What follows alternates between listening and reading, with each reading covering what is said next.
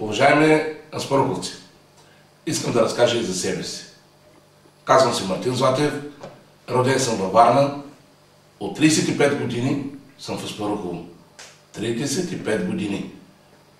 Имам приятели от първия рожден ден на моя съученик от автотранспорт.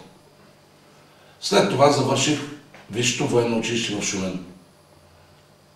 Гражданската ми специалност е инженер по радиоелектроника. Служих в гарнизоните, след което 8 години служих в поделение Родни Балкани. Стигнах до длъжност командир на рота. Управлявах хора, управлявах техника. Ето тук, това е моята стрелба. Една стрелба за военен, това е най-висшето нещо в кариерата му. Да се покаже какво той може. Това съм го направил. Така че управлявал съм над 40 човека в ротата си. След 1998 година започнах частен бизнес. Частен бизнес в Аспарухово, в който се налагаше да имам доста инвестиции. Тези инвестиции са тук в квартала. Имам щастливо семейство, прекрасно семейство. Имам 2 прекрасни дъщери,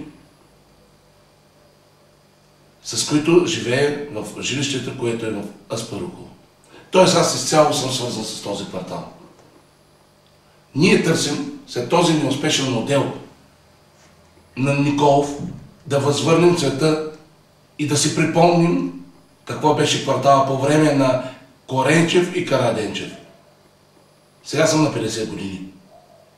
Считам в себе си, че имам сила и опит, за да мога да се справя с предизвикателството на квартала, колкото и малки да са правомощията на кмета.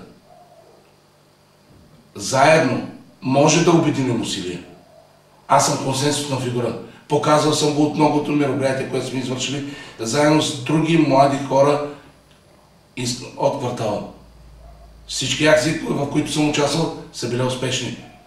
Сега в момента в бизнеса ми 10 семейства се хранят, дават своя труд, но те също ползват това, което заедно произвеждаме. Услуги за квартала. Така че с натрупани опит, знанията, всички вас за успеха на Аспарухово. Благодаря ви.